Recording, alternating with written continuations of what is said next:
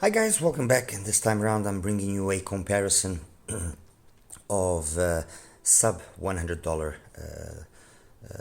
multiple DD IEMs, but the focus is going to be on three models which are, let's say, the latest to join this club, and I'm talking about the TRI Draco, the TRN White Tiger, and the CVJ NightElf. These two are the most recent ones. The CVJ has already been out for a couple of months, and I had intended to have done a review only for it, but I think it wasn't a waste to have spent or waited a little bit longer to then now do this this mega comparison. Let's put it that way.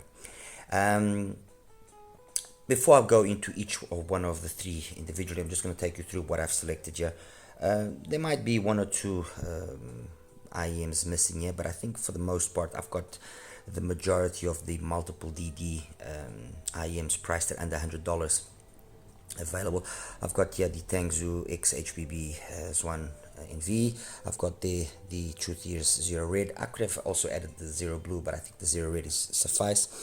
On the top there, the Aoshida E20, one of my favorite little IEMs in this category, and very much underrated. The RTR1, again another IEM which I very much like. Next to that, the Lecturer, the DZ4. It's actually interesting because all of these three IEMs are made by Lecturer. Obviously this is a Lecturer, and those two are made by Lecturer for their respective companies. On this end here, I've got two products from KZ or CCA, the CCA Trio and the KZ Vader, but the high resolution version. And then of course, yeah, in the front, the three mentioned star of the show for this time around. In terms of what I used to listen to, I used the RU7 and the Cayenne Yuki with the NX7 as the amplifier. I did just briefly connect up the FIO, the Q15, and tried a few other dongles, but I mean 95% of the listening was done with this, as again these two dongles kind of brought out the best within these particular IEMs. Anyway, let's then delve here into this. The TRI Darco, sorry, my apologies. It's a 2DD IEM. The interesting thing here is the fact that it's got an open back design, and yes, you do notice that open back on some occasions. It's not as you would maybe think as noticeable as you would probably think, but it's noticeable. In terms of the drivers that they are using in the Draco, they are using an 8mm and a 6mm. The 8mm is a LCP driver, and the 6mm is a titanium driver. The 6mm is facing directly the nozzle, and then the 8 is next to that. What else can I say? I mean, it's a very nice shell, beautifully done shell. I'm not using the stock cable, as you might have noticed by now, but the stock cable, it's a little bit on the thin side. I guess it's okay when you consider this is an IM priced at around between $50 and $55, so I guess it's okay. The shell, as I said, it's a CNC machine shell, fits quite nicely. The only issue here, maybe with some people, might be the ear hook with this particular cable that I'm using. I didn't have any problem, as it's actually quite soft, and the angle that it's got and so on. It might be a little slight issue for some people. Also, if you notice, the angle of the nozzle is not as pronounced as sometimes is the ideal. So if it was a little bit more inclined facing upwards, it would have been a little bit better for the fit. So what ends up happening is you have to actually fit the IEM. Well, in my case, I had to actually fit the IEM with an angle like this, and that's where then the cable can be a bit of an issue. Other than that, I mean, it's a nicely done, nicely built IEM. It's got the TRI branding behind it, so it has to be nicely put together. Sorry there. Just showing you, this is the case that it brings. I didn't take you through the whole unboxing because I think it's unnecessary, but it's got a decent enough case, some nice tips as well. No issues there. It's got two types of tips.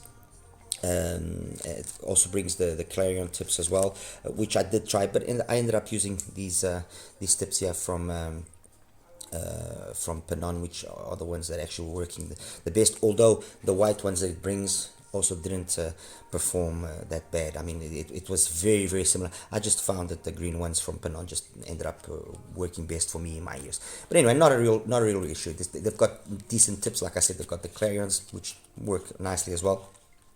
My issue with the clarions is they are a little bit soft, so when I try to insert them nice and deep, which is something that will be needed here with the TRI, they kind of break their seal. That was the only problem, but other than that, no real deal breaker. So like I said, nicely built IM, solid, seems to have some nice drivers inside that seem to be decent quality, and a valid attempt from TRI to enter this segment. Next, I'm going to take you to the CVJ, the NightElf. Again, it's a multiple DD IM. In the particular case here of the NightElf, they're actually using three drivers. One is a composite 6mm and a 10mm, which is facing the nozzle, and next to that, or more or less in this area here, where my this area here. So the main driver is directly in the nozzle, and the other drivers over there is a 8mm driver. The drivers are DLC diaphragm, if my memory serves me correct. And again, there's really not much I can point as a negative aspect in terms of the shell. It fits nice. It's a big shell, considering it's only got three drivers and one of them is a coaxial.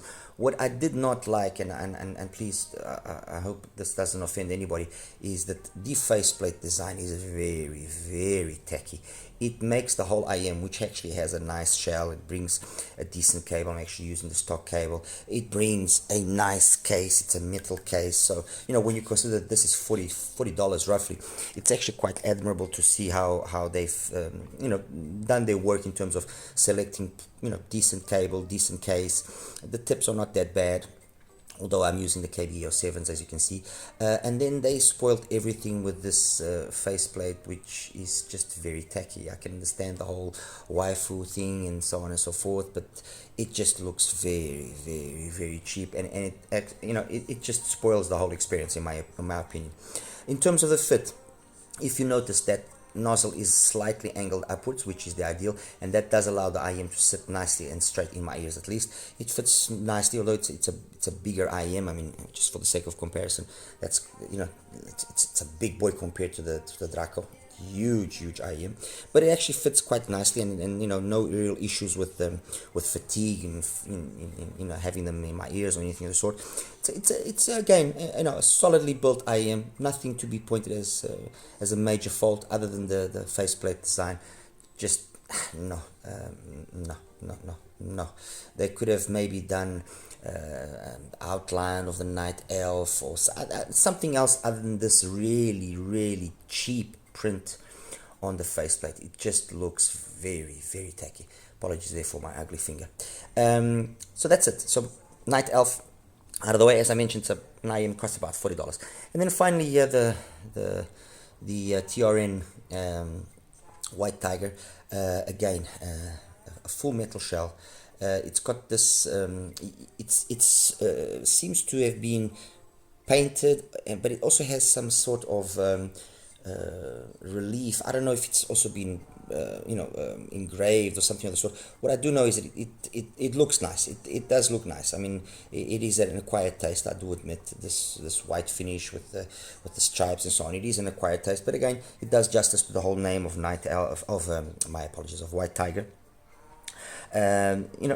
Not much that I can point there as a negative aspect in terms of how well it's been put together. What does the White Tiger here have as a differentiating factor in terms of the driver setup? Well, it's a hybrid driver which has two dynamic drivers and a planar of sorts as well, and they're all stacked one on top of the other, which is actually quite interesting. I believe I've got here a picture. There you go. So you've got the first driver, which is an 8mm, so which is that first one there. Then you got a 10.5 millimeter, and then the final driver is a 6 millimeter planar driver of sorts. So in essence, if I want to be correct, I guess this is probably the one high end here that you could say it's a hybrid, because you got that planar setup. You can see that this, as opposed to some multiple diaphragm drivers that sometimes you see, and they call them dual dynamics and so on and so forth. No, then there's only one magnetic system on those drivers many times. So there's actually just one driver with just two diaphragms. In this case, now you have one magnetic system there for the 8 millimeter system, for the 8 millimeter driver, another magnetic assembly for the 10.5 millimeter diaphragm, and another magnetic assembly for this. So it's like, as I said, it's three drivers that have been stacked on top of each other. I mean, I'm sure that they've done their work, because I mean, obviously the 10 millimeter driver and the 8 millimeter driver sitting behind, being the ones that are behind, somehow their sound has to come through and exit through the front.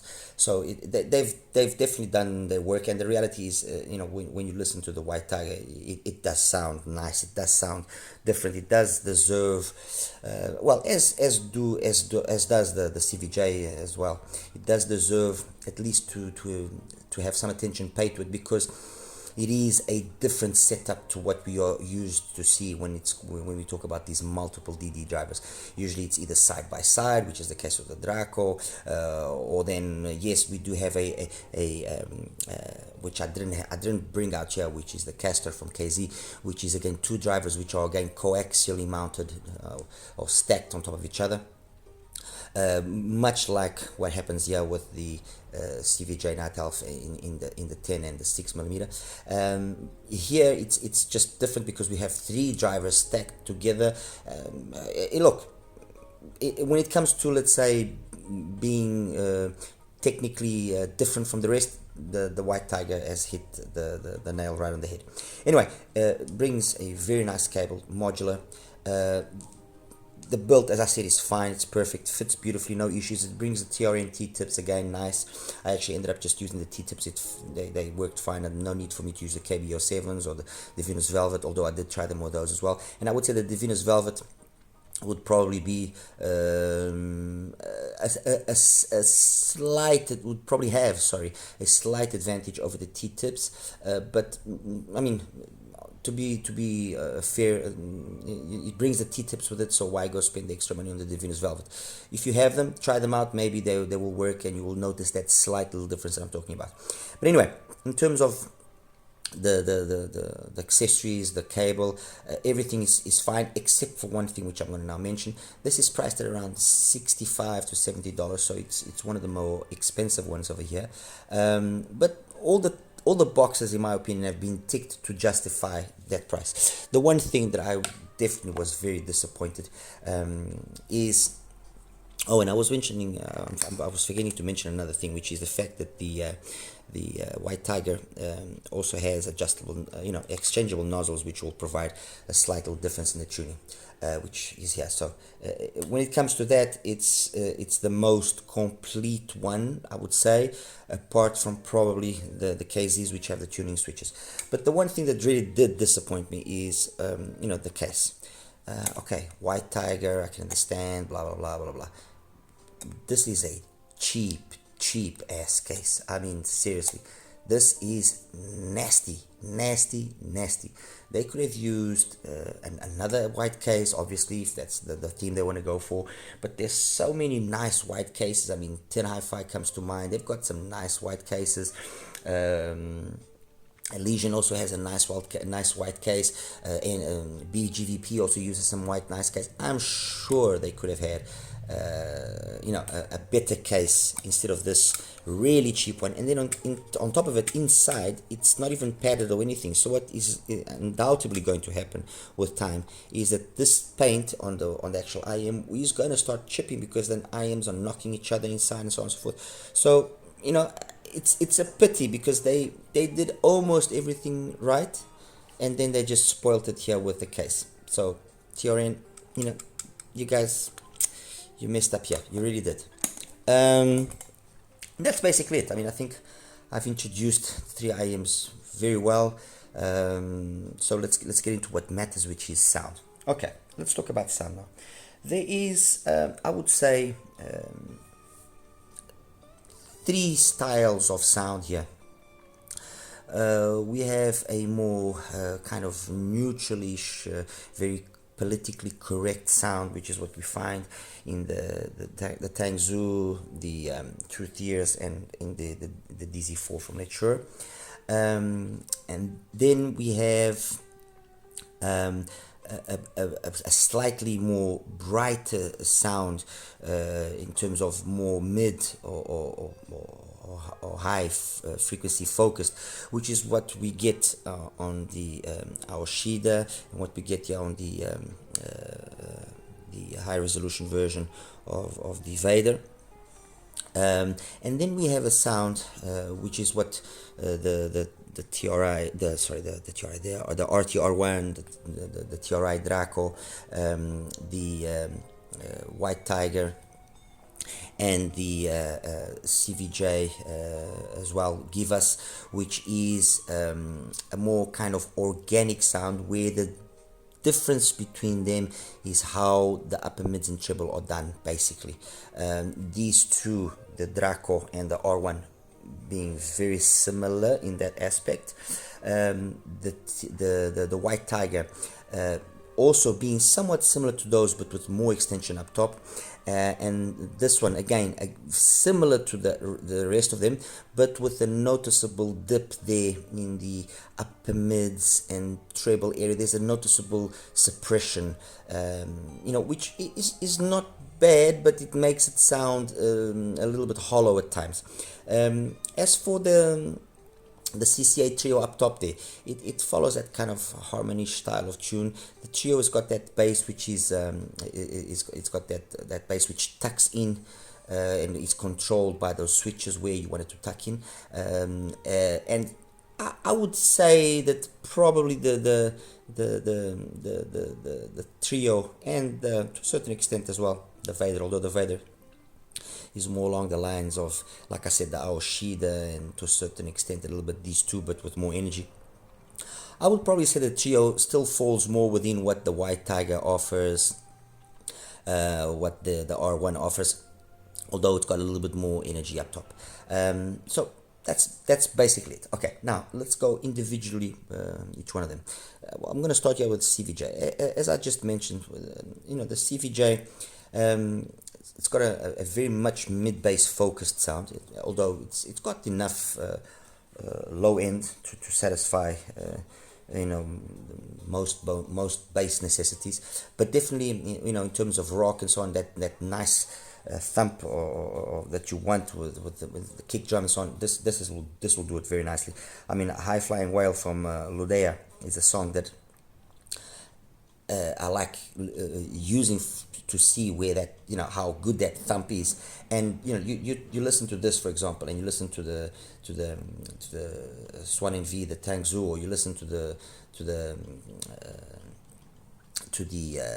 Truth Ears, and even to a certain extent as well the Aoshida E20, and you notice that those are significantly leaner and not, in my opinion, as correct. They don't give that thump that song has, the necessary reality, the necessary energy. Okay, so they sound thin, especially the Tangzhou sounds definitely the thinnest. Although the Tangzhou and the Truth Ears have got that gliding style of bass, and the Aoshida has got more that tuck style bass, the issue there with the Aoshida is because it tucks very early, tucks at under 150 hertz, you'd lose a little bit of that mid bass slam that sometimes is needed.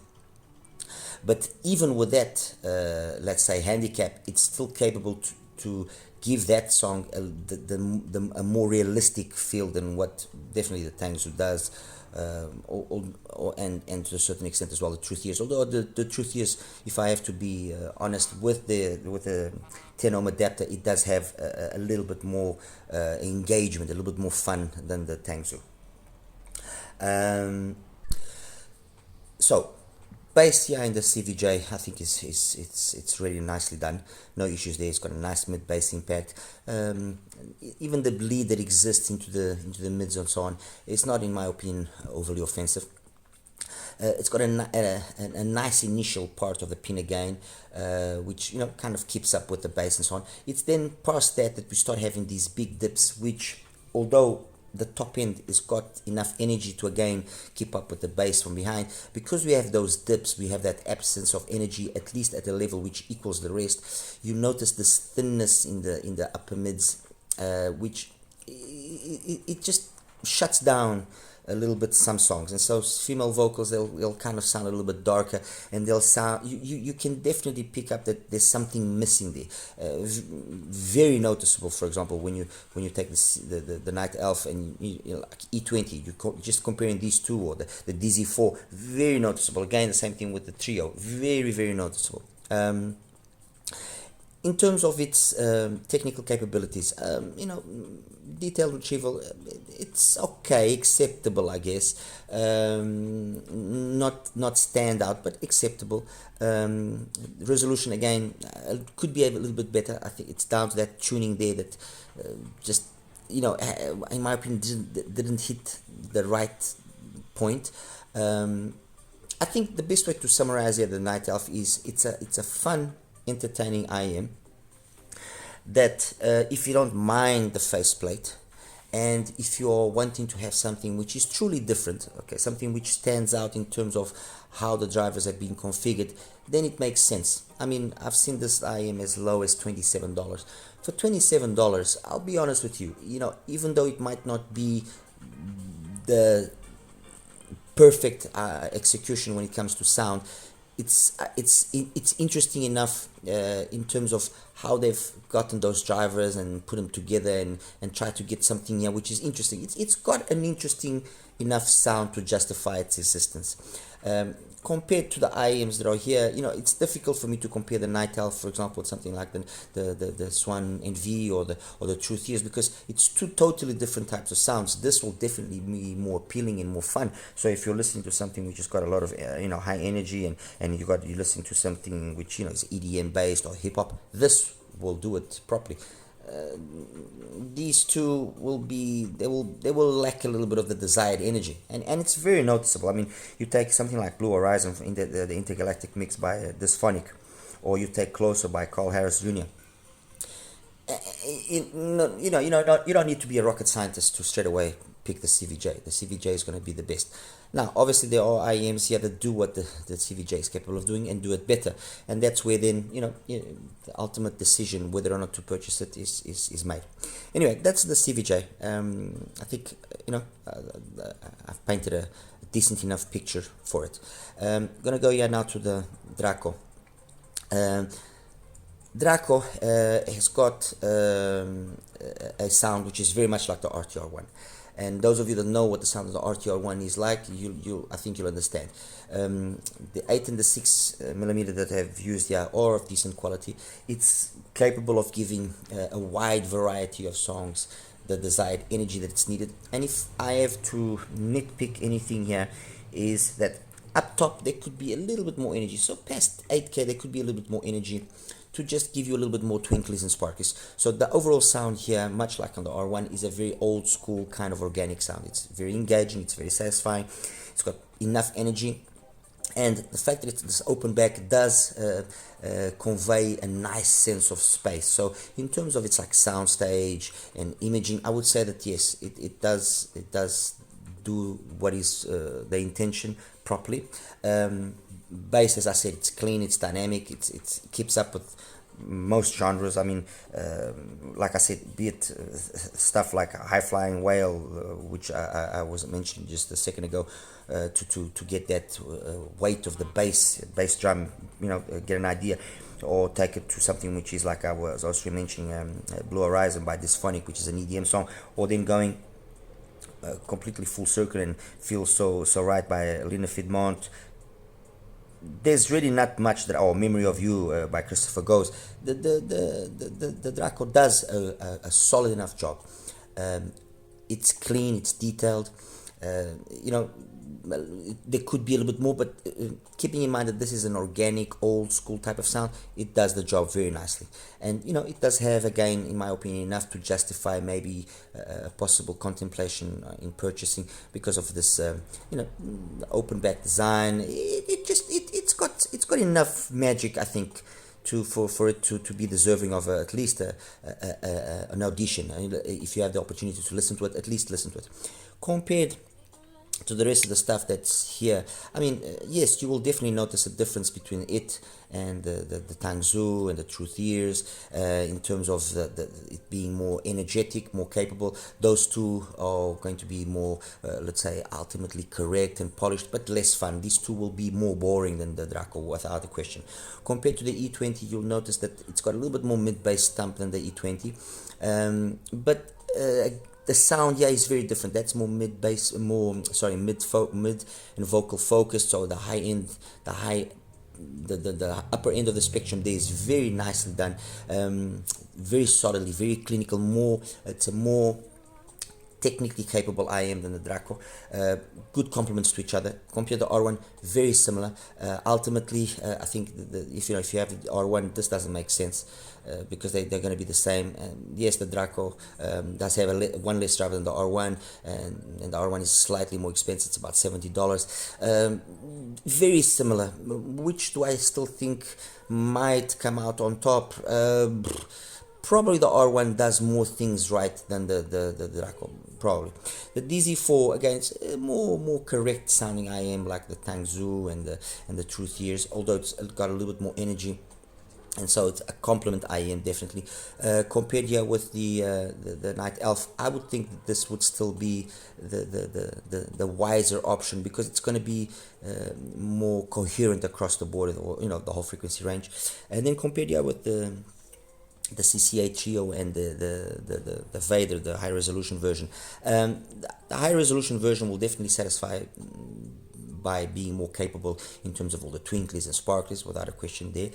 In terms of the trio's got that similar kind of old school vibe of sound as well, but somehow it seems to have just a little bit extra more extension up top, and the switches which allow that bass to be a little bit more adjusted does make it sound, for me at least, slightly more entertaining. Coupled to the fact that it costs, you can get it for $20. It's a hard one to not praise, and at least, however much I think the Draco is nice because of this differentiating factor, of the open back design and so on and so forth.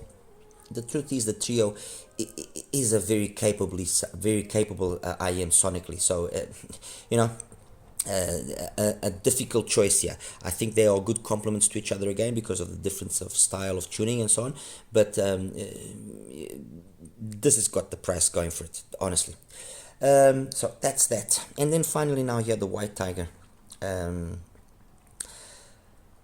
As I mentioned, they're using this interesting driver setup, and what that has enabled, and I guess they tried to work around the difficulties of having these three drivers stacked, and the resonances that are created by having these three drivers stacked. The end result is in my opinion, very solid. I've left it with the nozzles which have the blue O-ring. The other two made the small peaks that exist be more prominent, and I felt that the balance overall was a little bit not as polished. So the balance that is obtained with the tip that has the blue O-ring, and then there's one as well which the nozzle is actually thinner. Actually, let me just show you here, it's easier. So if you look carefully here, the nozzles on the, if you look there carefully at the diameter, okay, what the nozzles here with the thinner diameter, with a narrower diameter, what they will do is they will shift the peak of the pina earlier, and that, coupled with the fact that, like I said, those peaks that exist, and when I show you the graphs you'll understand, are slightly more emphasized. I just felt that the overall smoothness, the elegance, of the sound is just lost, and the blue O-ringed tip, which is very similar here to the first tip on the left hand side, is the better one. It's the one that makes the most sense, and it's the one that I did most of the listening with, or, well, all of the listening with after I tried the other ones. So bass, it's got a nice sub bass extension with a nice mid bass energy, very much that old school kind of sound like you also get with the Draco and with the R1. It's got a bass which is very similar to the bass of the trio, so very nice full bass, engaging, clean, capable of resolving difficult passages without any issues, and then transitions very nicely into the mids, maybe a slight little bit of bleed, but again, the way that it's been done, it's actually very pleasurable. How can I explain this maybe in a way that you guys might understand? While over here on the Tangzhou, on the Truth Years, and on the DZ4, there was a very noticeable attempt to make things sound very correct and very linear, with no unnecessary bleed into the other parts of the spectrum by the preceding ones. That comes coupled with a certain monotony to the sound and a certain loss of fun factor. Of the three, I still think the DZ4, for example, is the one that's the most fun factor, without a question. And it's actually the one that uses perhaps the smallest drivers, three 6mm drivers, plus that PFM, that passive filtering module, which is, it's not a driver, it's just a filtering module. So here,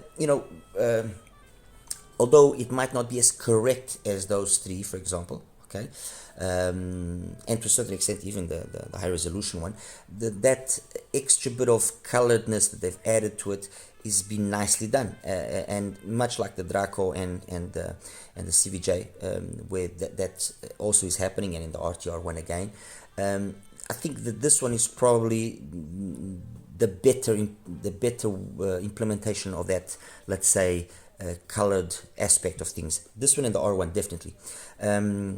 Mids, nice, no real complaints, male and female vocals. There is a dip there in the curve, which we'll see afterwards, between the 4.5 and 6K, but that dip, I think, again, it's been, I'm not sure if say tastefully done is the best word, but it's been done in a manner where the lack of energy that's there is not being detrimental to the rest of the spectrum, and I think the biggest reason for that part there to have been successful is because then we have quite a little bit of energy past 10K,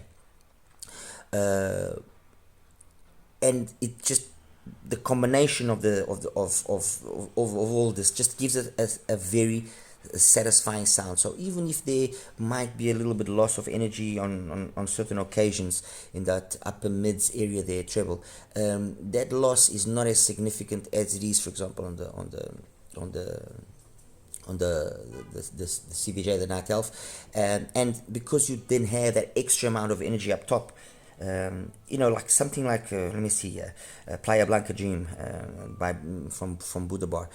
It just sounds very atmospheric here, very atmospheric. It's just very open. It does the same. It does also sound the same way, very much in the Draco. But because the Draco doesn't have that extension up top, it just feels a little bit closed down, not as ethereal. Let's put it that way, if that's maybe the best word to use here. Memory of You from Christopher Goes on the White Tiger sounds phenomenal. I mean, Seven Sisters by Dominic Miller as well, very nice. I mean, I really can't I can't criticize it, because it sounds good. It sounds satisfying. You listen to it, and I'm listening to Seven Sisters on the NightElf, and you notice that there's some stuff missing there.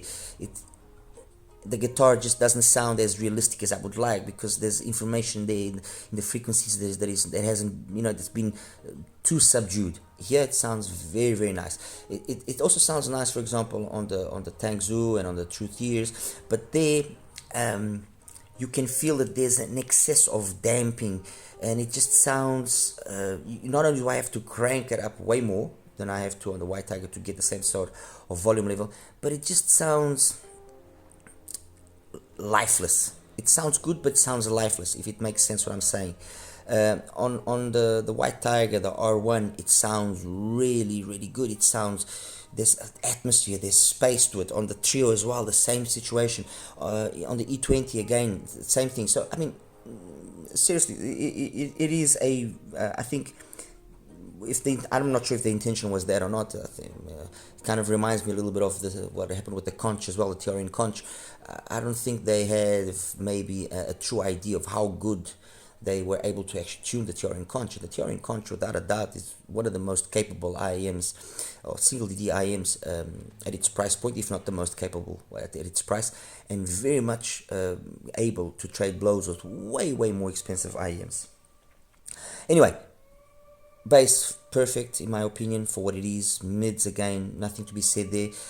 Just that slight lack of energy sometimes, but compensated then by what you have in terms of energy up top from the latter part of the upper mids and the treble.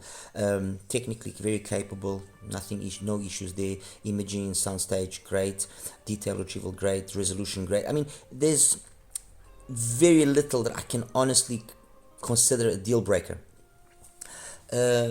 Compared to the rest, I've really kind of done that to an extent. But if you were to ask me, okay, Tony, so which do you think would make the most sense, the White Tiger or something like, for example, the Truth is, I would say the White Tiger without a doubt. Without a doubt. It's got a $20 price, well, not even $15 more than the Truth is. But the fact you got the nozzles and you can then play around even with the nozzles and so on and so forth, and it's just a better sounding or more fun sounding IM than the Truth is, the Zero Red. Zero Red might be slightly better here and there with, you know, when ultimate proficiency and correctness is being looked for, but in terms of fun engagement, without a doubt. What I say about that applies itself here to the Tangzu as well. Compared to the Draco, the fact that it's got an extra energy up top, again, I think just makes it a more sensible option. You know, nice cable, modular. It's probably one of the better accessorized IEMs here, if not the best accessorized ones here. So tips and cable or top marks. It's just the case that just anyway. Aoshida E20, I've always praised the Aoshida E20, and the problem of the E20 is only the fact that it lacks that little bit of mid-bass impact. But in songs like this particular song, like cause we that we're talking about, Seven Sisters from Dominic Miller, it's actually you know, it's very capable. It does that song very well. But it does songs like Cause We've Ended As Lovers by Chieli Minucci really well. That song where the E20 shines, it's exceptional at that song. And maybe in that song, for example, it might edge out ever so slightly here the White Tiger. Compared to the R1, I would say that this is an R1 with just a little bit more extension up top. So those that want a little bit more extension up top, this could be the option instead of the R1. Bass wise, although this does come out on top, again, it's very similar. Mids, very similar to a certain extent as well. It's not so much in the bass and in the mids where you see the biggest differences, is in the upper regions. Compared to the DZ4, too different to really be fair to them. I mean, compliments to each other, definitely. I mean, definitely compliments. CVJ, this is a better, it's just a better IM than the CVJ. Obviously, it's also twice the price. Compared to the high resolution, I would take this over to the high resolution.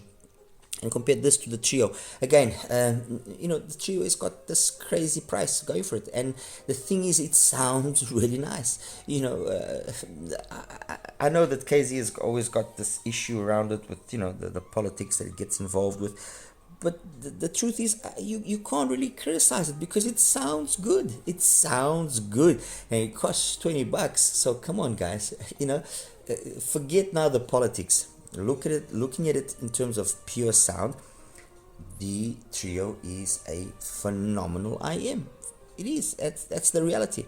Sound wise, I would say yes, the White Tiger does edge it out slightly by being just a little bit more polished, a little bit more elegant here and there. On occasions there, the trio can start to begin to maybe become a little bit harsh, not aggressive, but a little bit, not offensive, sorry, but just a little bit too much, while here that smoothness is maintained throughout. And that's it, guys. I think I've basically said everything. White Tiger, of this new batch of multiple DD-IEMs priced at under $100, is definitely the one that I think is the one that makes the most sense. Then the Draco, and then the CVJ, the NightElf. As compared to the others, or to some of the others that are available, I mean, as I mentioned, this makes sense. The CVJ makes sense just because it's got a unique or more different type of site setup in terms of the drivers, and if you can get it at a really low price, maybe it could be a nice option to have to let's say complement another IEM that you might have of the same sort of style, just having something different. Okay. As for the Draco, the Draco is very similar to some of the IEMs here, complements others. So, okay, if I want to be, let's say, more fair and not maybe be offending people which are fans of the Tangsu or of the Truth Here Zero Red, this is a complement to these two IEMs because it's a different style of tuning. Ultimately, what do I think? I think most people prefer this over these two just because it's more fun and satisfying. But again, it's all very relative because it also depends on how it fits in your ears and what you're actually listening to. Compared to the E20 complement R1, very similar. DZ4 complement trio. Honestly, and to be totally fair, I would probably choose the trio over the Draco because those switches and the way it sounds, and the price, and then the White Tiger, excellent accessories except for the case. I know I'm beating on the case, yeah, but anyway, excellent accessories, and the sound, it's very capable. It might not be the epitome of musical audiophile correctness, but in terms of fun, engagement, being versatile across the board with most genres, definitely ticks all the right boxes. And when I look at all of these IEMs here, and I have to say which are the IEMs I think are the standouts, the ones that are really worthwhile: White Tiger, R1, and CCA Trio. For me personally, these are the three IEMs that I think are the true standouts. In a second batch, I would say the E20, the DZ4, and the Draco. Again, for me, for my personal taste, and then the remainder in the third place. Let's put it that way. Okay, guys, I'll show you now the graphs and we'll wrap it up. Take care. Hi guys, and welcome now to the graph section here for the TRI Draco, the TRN White Tiger, and the CVJ NightElf. Anyway, let me start here with the CVJ. Get that one out of the way, and that's it, and then carry on. Anyway, this is the graph of the CVJ. As you can see, I mean, by I guess what you can consider a good looking graph, it's not exactly what you would call a graph that follows the norm. Very strong mid-bass presence, bleed into the mids, but it's not a bleed into the mids which is honestly bad or anything of the sort.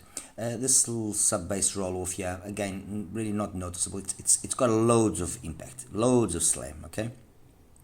Decently enough done Pina, with this little peak here at around 4, and then there's this big chasm here, which is quite noticeable because the difference is very, very you get a very big perception of this dip here, and then you got some extension as well past 10k. So overall, it's like I said earlier, the sound is an entertaining sound. I mean, it's okay. It's not going to be a technically proficient sound, so it's not going to be a technical masterpiece.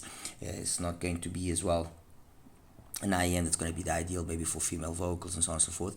But overall, the sound is engaging, and if you find the right song, it plays really nice, and it is an entertaining sound, without a doubt. It is an entertaining sound. So that's the CVJ there. Let's get the Draco out of the way as well. Okay, this is the graph of the Draco.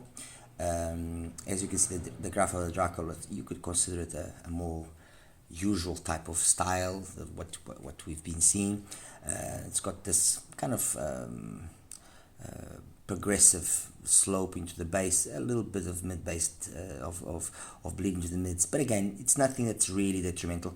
And then it's got this pinna gain here, which is peaks a little bit early, so vocals are a little bit forward, but they are given this tonality which is very kind of warmish because of the fact you've got this nice amount of bass here. And then yes, what you do notice is that you don't have much past, let's say 8K, and although you do have a sensation of space, of air, because of this open back design, it's very much always going along the lines of like a very organic, very old school kind of sound. It's not going to be a technical master. It's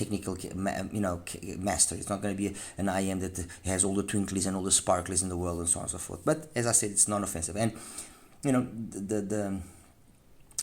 well, I was trying to avoid to do this, but I'm going to show you. The graph is very similar to the graph of the RTR1, which is this one here. Okay, this is the RTR1. Very similar vibe, very similar vibe. However, the RTR1 has got more information up top, so it sounds more open, and still got also that same style of bass, this very much organic, old school kind of warm tonality. Very agreeable, honestly, very, very agreeable. I've always enjoyed the R1 sound, and yeah, well, here it is. And then finally, the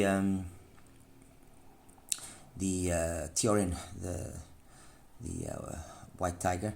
I'm going to show you all of the graphs. So this is using, sorry about that, let me just put this a little bit lower here so you can see it. So this is the White Tiger with the red O-ring nozzle. Okay, this is the White Tiger with the blue, and this is the White Tiger with the black. Interestingly enough, you notice more the dips. Well, on the black, you notice the peaks of those just over 2K, and then at around close to 5K. You notice those peaks very, very well. Interestingly, the red, you notice more. At least I got that perception of more unevenness in the sound than I did with the blue nozzle, which is the one that I ended up using the most, and well, I used all the time basically, and it's with the blue nozzle that I get that best sound, or at least the sound that best suits my taste. And just for the sake of an interesting comparison, this is the graph of the TRN Conch, which I'm just gonna align it here so you guys can see. Oops, not this one. So you guys can see how it stacks up with the White Tiger. Oops, no, not this. Just leave that there. Exactly. Now, let's get the conch up there. So if you notice, the conch very, very, very much simulates or emulates the tuning of the White Tiger, or the White Tiger emulates the tuning of the conch. Very similar bass presence, just a little bit more mid bass on the White Tiger. The peak here is a little bit later on the conch, closer to 3K, while on the White Tiger it's a little bit earlier. And if you remember, this red nozzle was the one that had that smaller diameter. That's why it's even earlier. It's at around maybe 2.1, while the blue one is about 2.3, 2.4. So it kind of makes things well, forward I wouldn't really say, because they end up being very much the same thing. If anything, the sound on the red sounds a little bit, with the red nozzle sounds a little bit darker. But look, the difference isn't that huge. I still feel that the blue one is the one that gives the best sound. So that's the one that I used. Okay, so let's get this out of the way here. Let's put here then the blue nozzle only. White Tiger blue nozzle. There we go. So, and now I can show you the rest of the graphs compared. So this is the White Tiger, the blue nozzle, compared straight away with the Draco. As you can see, the Draco kind of follows more or less the same thing, but definitely doesn't have the same information up top. And there is also a difference in the bass in terms of quantity of bass, although quality, yes, the quality of the White Tiger is also a little bit superior. And then the CVJ, CVJ actually has very much the same. Let me just take away the. If you see, the CVJ actually has very much the same sort of energy in the mid bass and so on as the White Tiger, and kind of also follows very similar vibe here. It's just that then you notice this chasm in terms of information very much present on the CVJ, and you don't notice it on the White Tiger. The White Tiger just sounds more harmonious, and in terms of the sub bass as well, the White Tiger a little bit more extra rumble. Anyway, compared now to some of the stuff that I selected, comparing it here with the where is it?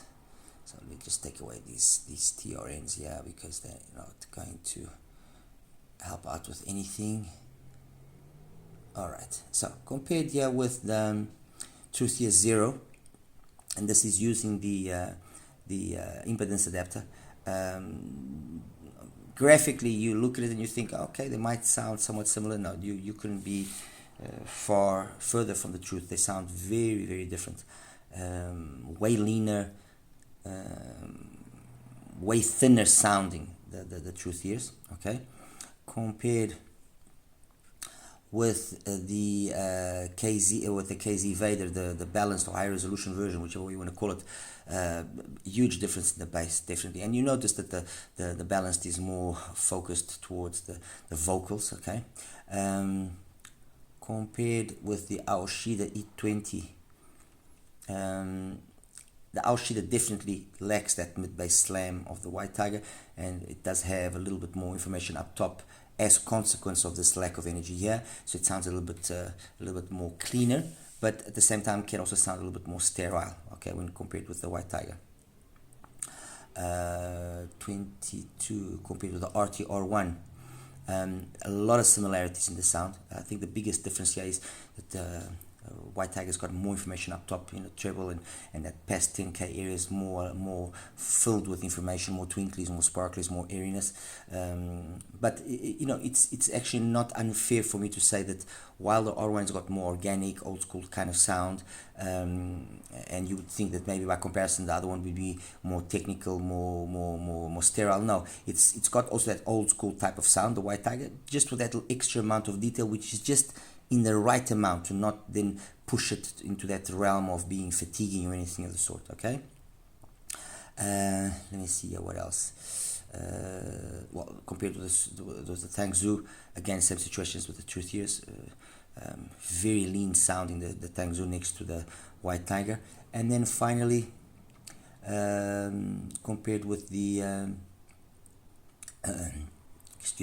with the CCA Trio, again, a very similar type of sound. I would say that the White Tiger, the Trio, and the RTR1, or the three IMs that maybe have kind of got the most similar sound, with the exception being the R1 maybe a little bit less treble than the others.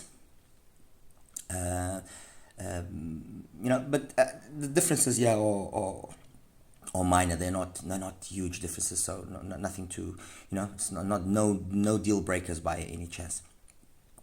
And then comparing here just briefly the Draco. The Draco, as I said, very similar in terms of curve and overall sound to the RTR1, but noticeably darker up top, noticeably more closed down, okay? And again, compared with some of the other IMs, I mean, if I'm going to compare it with the Aoshida is a complete opposite, so good complements to each other. This has got a sound which is more along the lines of, let me see here, like I said, R1 is the best comparison, because the rest are all, I mean, the Truth Ears again sounds very lean, and it's actually interesting because when you take the Truth Ears, just for the sake of you guys understanding, you take the Truth Ears, okay, which with this is with the impedance adapter, and you take the Aoshida, the E20, Okay, as you can see, very similar. But it's interesting to see how that extra energy that the Hawashida has up top not only opens up the sound more than with the Truth Ears, the Zero Red, but somehow actually makes the bass, although very similar visually, a little bit more engaging, a little bit more there, present. So it's actually interesting. I mean, graphs are a good way of getting a rough idea of how things will sound, but not always they are the ideal. Anyway, guys, oh, by the way, I was forgetting to show you, my apologies, the Let's Shure, the DZ4. Let me just quickly get it here so you guys can see what I was saying. Let's Shure DZ4, there we go. Okay, this is the graph of the DZ4, and if you recall the DZ4, I mentioned that I said that the DZ4 had very much a sound, or very much a tuning style, where correctness is is what is wanted. So it's got that tuning style which kind of, let me just quickly oops, no, not this, let me get the alignment here ready. The DZ4, aligning it with the Truth Ears Zero Red, you would think, oh, okay, now the Zero Red's got more bass, it's actually or an equal amount of bass. No, it's very interesting because this discrepancy that you see here in bass in terms of output doesn't manifest itself in reality. And when you listen to it, the DZ4 not only sounds more open and more detailed up top, which the graph would perhaps mislead you, but it also has a bass that, in my ears, in my opinion, is every bit as present as it is on the Zero Red, if not even maybe a little bit more. And that's it, guys. Like and subscribe. If there's any questions that you guys have, please feel free to let me know. Shoot, and I'll do my best to answer you. Again, graph of the White Tiger. I mean, it's it might not be pretty with it because of this dip here, but because it's centered where it is, it actually isn't as bad as you think. And the truth is, the White Tiger sounds good. It's got a nice, fun, engaging sound. That's without a doubt. Okay. Anyway, guys, take care. Bye bye.